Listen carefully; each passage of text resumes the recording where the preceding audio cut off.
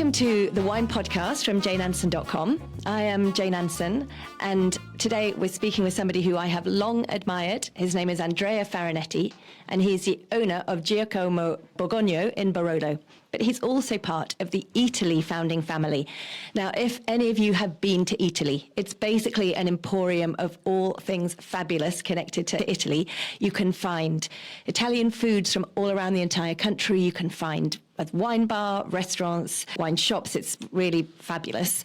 And we're going to talk to Andrea about how he took over Borgogno, which is one of Piemont's oldest houses, with, in my opinion, one of the coolest labels in the whole of Italian wine, and also how this ownership of Eataly really has influences the way that they approach the general wine market and, of course, give great ideas for food and wine matching. So first of all, Andrea, thank you for joining us. Grazie mille. Thank you very much for inviting me. Well, we're thrilled that you're here. I want to start off by hearing about your own journey into wine. The reason for that is because it's quite an unusual way into wine. You were born in Alba, and I believe you attended wine school from the age of 14. So clearly you always knew what you wanted to do. But you were barely 20 years old when you took over running Borgogno. So could you tell me that you're a young guy coming into what is one of the oldest and most storied estates in Piedmont? How was the reaction, and what was it like for you?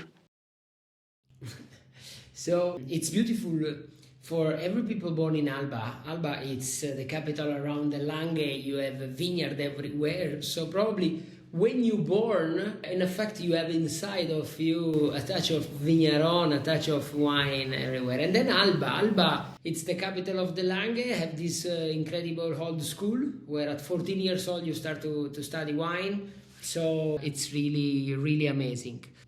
I don't have other dreams or different dreams except the dreams of making wine. And was there a particular person or moment or maybe even a wine that inspired you? Wine a lot. All the wine inspire me. Also the wine totally different compare what we do and what we express here in the Langhe, because it's really important to continue to learn. But the people inspire me a lot is my father. If my father don't comes from this world, but because my father is entrepreneur, he invented Italy, you say before, and before Italy many others. My father is my inspiration because I have a completely different point of view, a different vision. I have the vision of the farmer, the vigneron, and he inspired to me to see over the border all the time. Yeah, that's very interesting. He could bring the bigger perspective to this tradition that you were kind of taking up. The roots of Borgogno go right back to 1761. And I know when your family arrived, there was intense interest.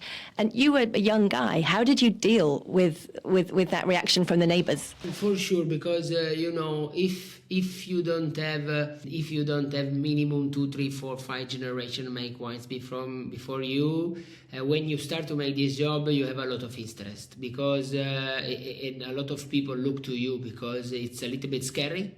From one side, the other sides are very interesting to see if you have capacity to put innovation in this kind of work. But it's normal, it's also correct. It's the same what I have now when one new people or new generation enter in the wine. So I become older in just 10 years, 20 years. And I think actually it didn't take that long for people to start to really give you a lot of respect for.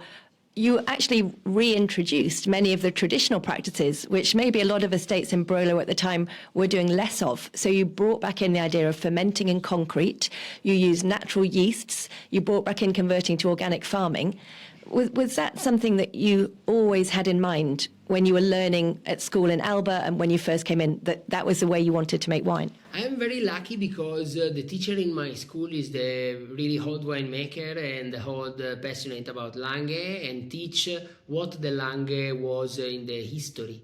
And when I start to make wine, I have a very simple idea. It's to understand the vision and the future. It's important to start from the past, from the history. And when I entered in 2010, but also in 2007 during my summer job, I have understand Borgogno are very prestigious brand in terms of classicity and traditional, but really in the staff are much more modern.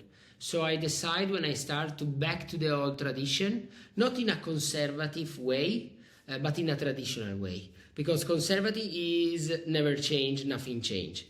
Traditional is a whole innovation, work very well and become tradition. So it's like a sort of innovation, but in another way. So I decided to restart from the beginning.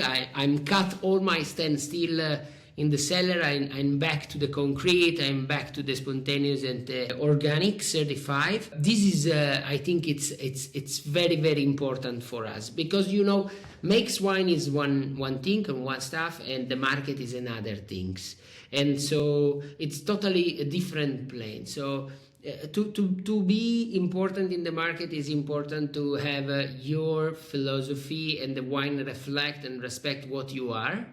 And then if you are something to say, the market grow with you. And Laplace is also traditional place for the market, but in one sort of point of view is also truly contemporary and innovative. Yeah, thank you. I mean, that was a question that I wondered, because you brought in so many traditional things, but you're choosing, at least for a certain part of your wines, to be distributing them entirely through the Bordeaux négociant system.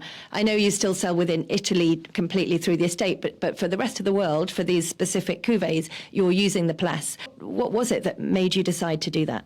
So I want to maintain or preserve my domestic market because I know everybody. I know all the restaurant, all the chef is much more easy now. But this is a joke. No, because, to communicate the most fine wine all around the world doesn't exist too many channels. La Place, it's the most historical channel all around the world. Have and exist only one language, one word during La Place, around La Place. And so it's much more easy to communicate. In the moment when we are close to release the special, more our historical vines, vinified separately, the most historical vines for each single crew we have it. This time I decided to start to work with La Place because for this kind of wine is the right channel, just only for created, also around the quality, one different things, human things. Yep. Yeah. So it was that understanding of different markets and the reach that you could have, and which maybe, I would imagine, is something that your father also would recognize and understand, because he's clearly thinks on a big scale about business. I want to share with you the first time I went to Eataly in New York, and it just completely blew my mind how great. I'd read about it, but then actually getting there and seeing the buzz that had been created. And since then, I've been to London many times. Just last week, I was in Italy in Paris. I bought the Tolano wines from Alto Adige, which I love, and I found really hard to find in France, except for Italy. So thank you very much. I'd love you to share with us what it was like, the early days of that company being created, which I believe was in Turin, first of all, which obviously is close to Piedmont. And what influence has it had on the wine business and how you approach wine? So Turin is in Piedmont. It's like our capital, no? It's like Paris for Reims, so Dijon for Bourgogne is the same. Turin for the Langhe is this. You never visited Torino before Turin? I have been to Torino, but not to the Eataly in Torino. Yeah. So I make another business, another job compared to my father and also my brother, because my two other brothers run Eataly with my father. I'm the unique one to start to make wine and be in another job. But I'm really young, because in 2007 I am only 17 years old, and I remember when I entered in Italy for the first time during the party of inauguration. And when I see the eyes of the people are inside, I have understand it's like the Disney World for food. That's right. It's like for a kids enter in a Disney World, no? Where you have a lot of play and others. Before this period, nothing exists like Italy, because exists only all the original market in the quartier, in the city, or the fast food, or the big chain like Carrefour or others. And nothing put together the experience of learn, the experience of buying, the experience of taste in one place. And I remember these people retired arrive in the morning to buy product, but in the moment that buy product, drink one glass of wine, and this style to do the shopping, it's incredible, open the mind and become revolutionary. So this is probably one of the most important things Italy do. And then after the Italian experience, Italy decided to go in the world, and open, you say New York, you say all the rest of the part in the world. And this is incredible because everybody knows Italy in the world for pizza and pasta, probably before 2007, like stereotype, no? Italy takes the artisan raw material, the artisan wine, the artisan food, and put in the biggest contest and for a biggest public, and redefine a little bit what is the Italian food and wine, the Italian product. And for us, this is incredible. It was incredible. And has that influenced how you think about Borgogno in terms of the message of the wine when you're taking it to the public? So it's incredible for me, because if you're thinking at today, and when today we're speaking about Barolo, it's easy.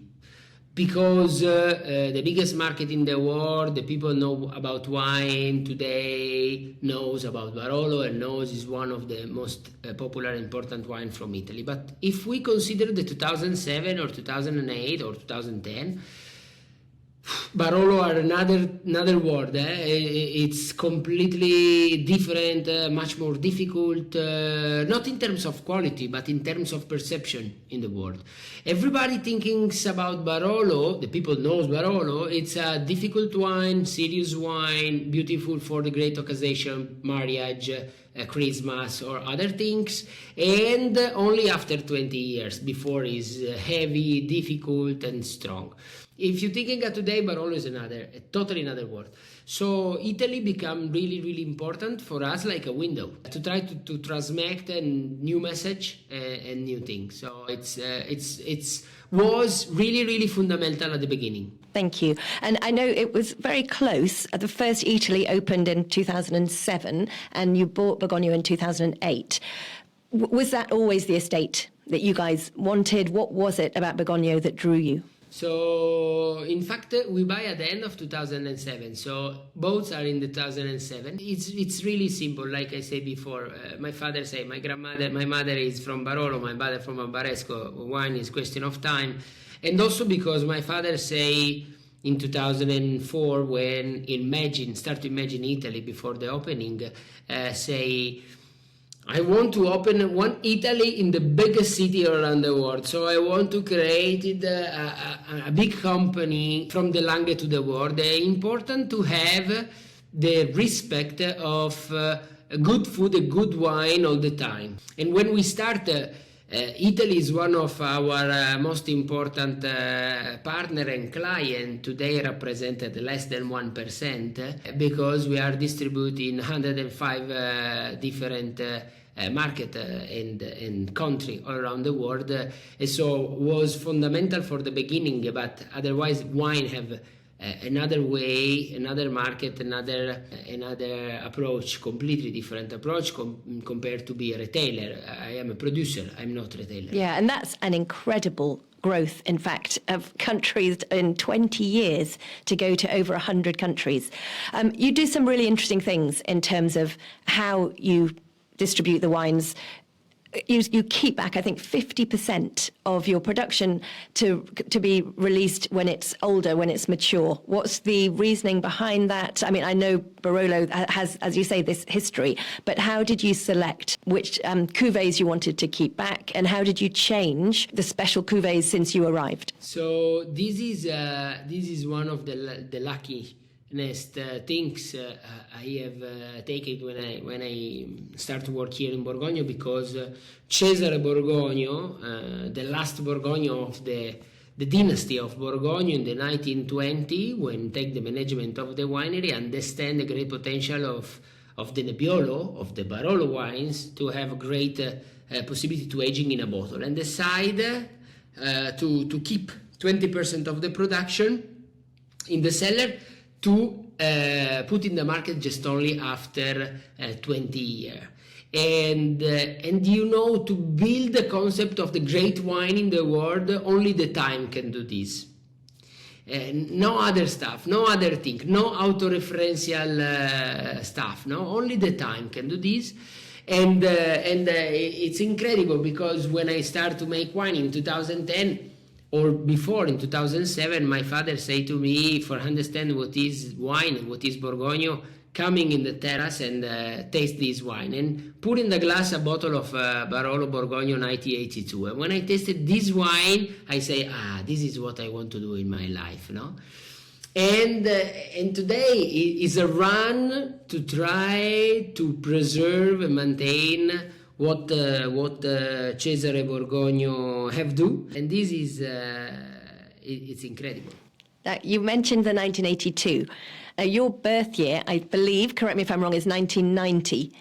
Do you have a favourite wine from that vintage, Piedmont or otherwise? Is there a wine that you love from your birth year?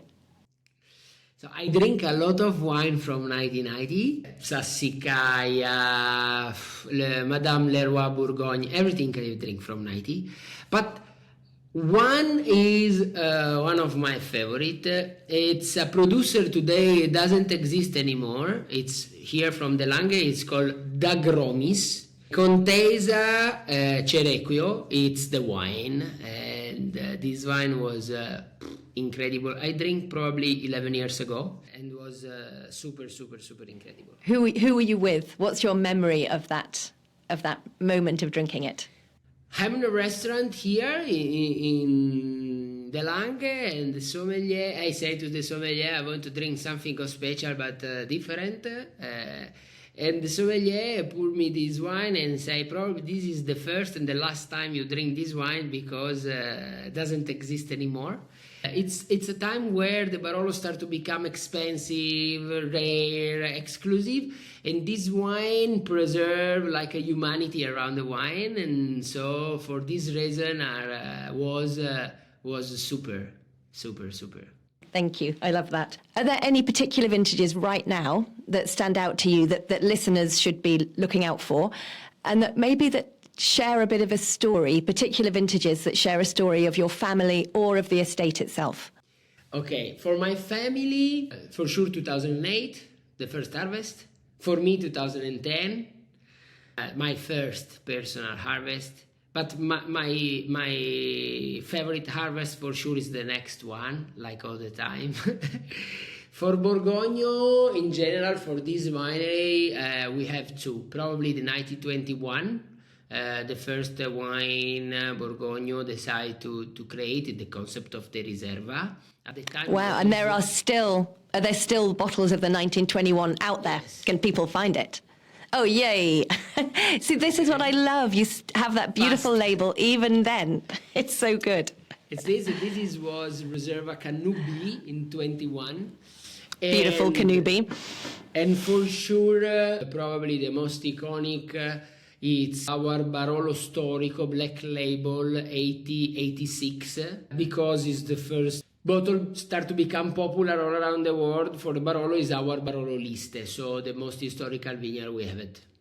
Thank you. You know, I live in Bordeaux, and one of the things that I am very interested in is how the concept of terroir and how individual soil types and location make a big difference. I think that Barolo is very lucky in that you have, for many years, been recognized for having these extremely distinctive locations and plots, and you yourself do a lot of bottling according to individual plots. But perhaps people know less about what difference it makes. So could you just, I know this is a big question, but could you kind of sum up what makes a Borgogno Barolo distinctive, and perhaps according to a couple of the different plots? It's the question of the life. Barolo have more or less 180 different identity, no? Because 180 is the single vineyard. We haven't mentioned it in the Barolo area. We are very lucky because all the producers in this area have a fil rouge. Yeah, like a through line. Exactly. This is why Barolo improved become important region. It is a question of a lot of work you do in the vineyard because the composition of the fruit depends 80% from the soil, and then also depends of the style of managing in the vineyard. This is really, really important. And then your vision, your idea about wine in general define your personal wine. And for me, it's really important the graceful. Graceful is really, really important to define the wine of the future. And then fine, refined, redefined wine. So these three adjectives are very, very important. Redefined because like a sculpture.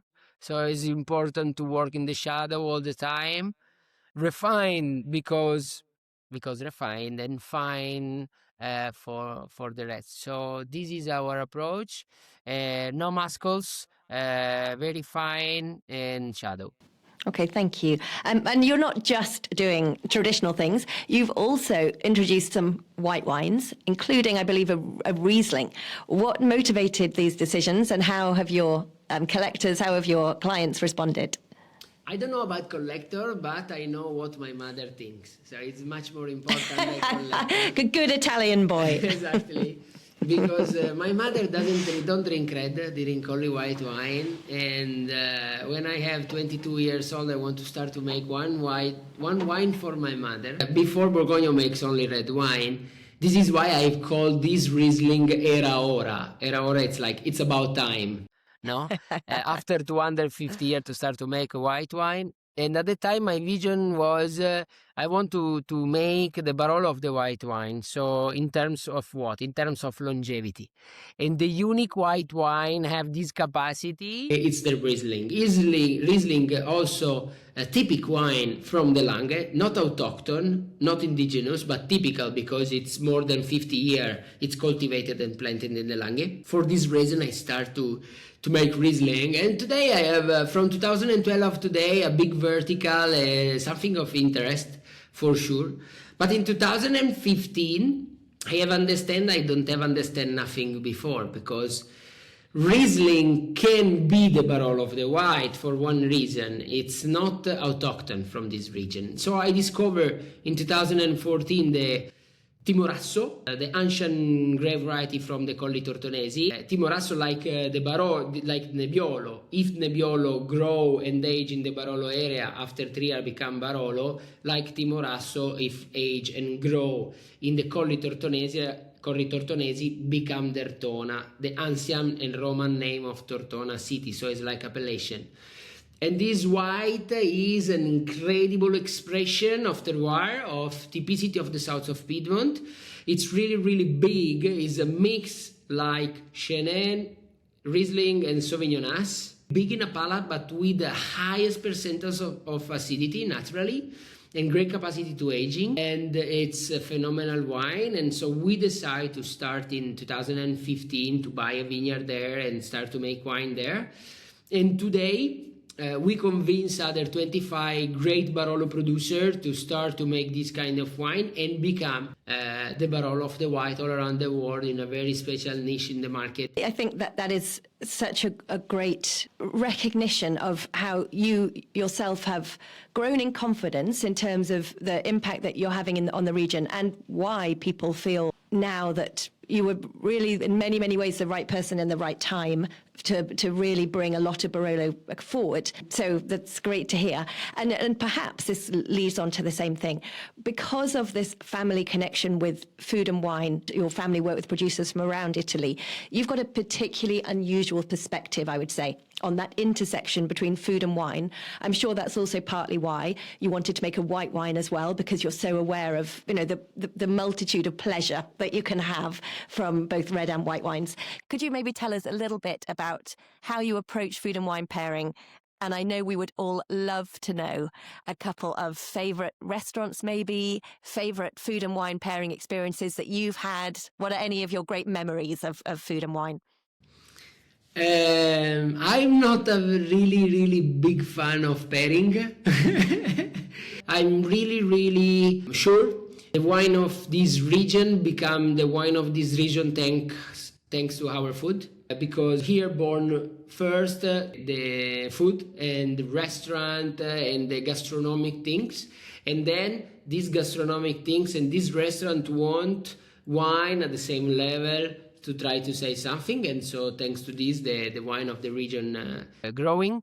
And also, if you're thinking about the Italian wine all around the world, without the Italian restaurant in the world, probably are much more difficult compare what we are today. No, so I'm sure. So food is the king in this way.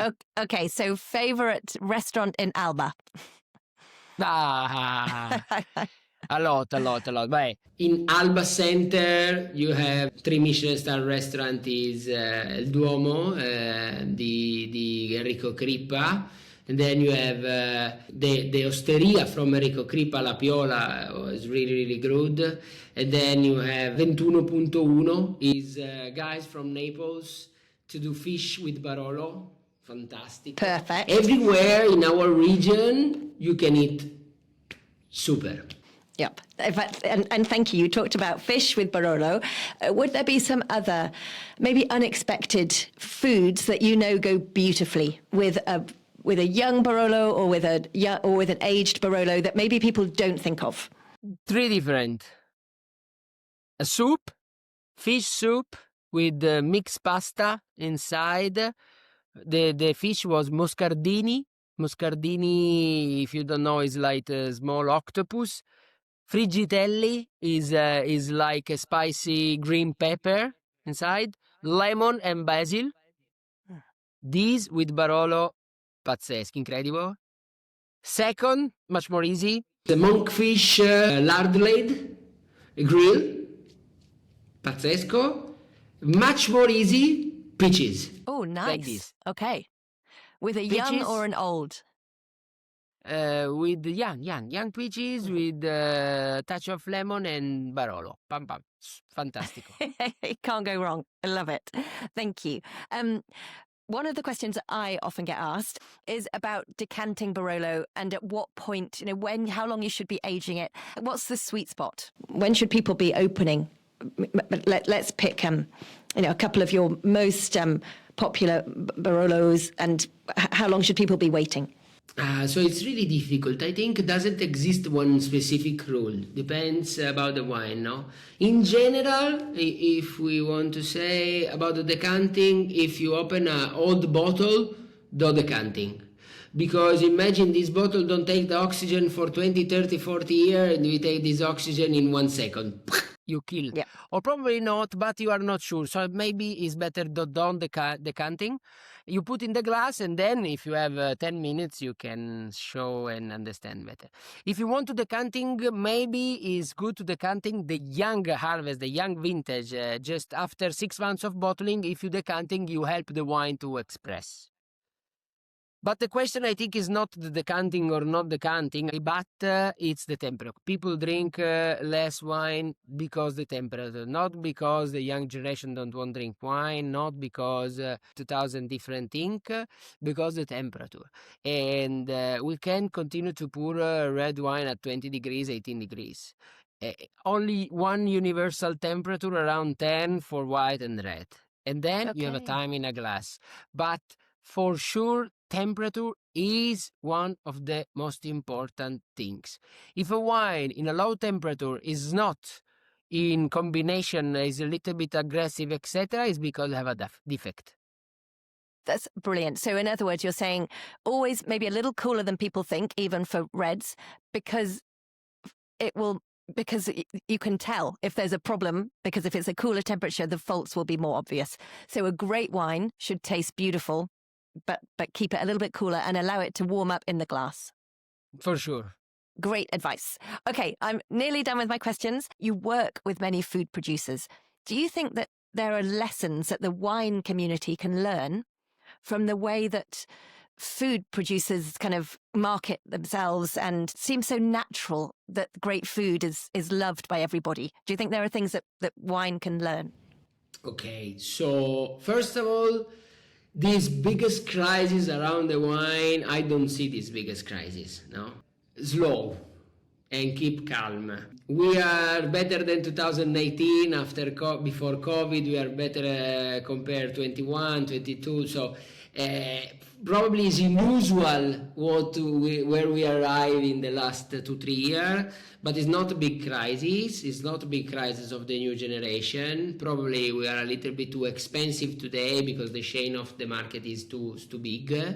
The producer of food from restaurant, from Italy, for example, what I take from who operated all around the world, I take the idea to don't put a limit about the vision and to be open at the changement.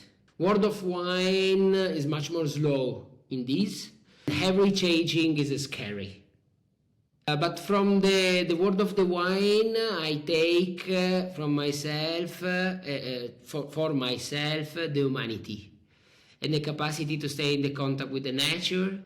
And I take the new value for the future. It's time. Without time, you do nothing. Thank you. Okay, well, it's been so wonderful sharing this with you and hearing your stories. And Grazie mille. as you know, I love your wines, so I'm very happy to chat to you. Grazie, Jen. Grazie mille. Thank you. Take care. Bye-bye. Merci. Thank you. Grazie, not merci. Merci. Okay. Merci beaucoup. Pas de problème.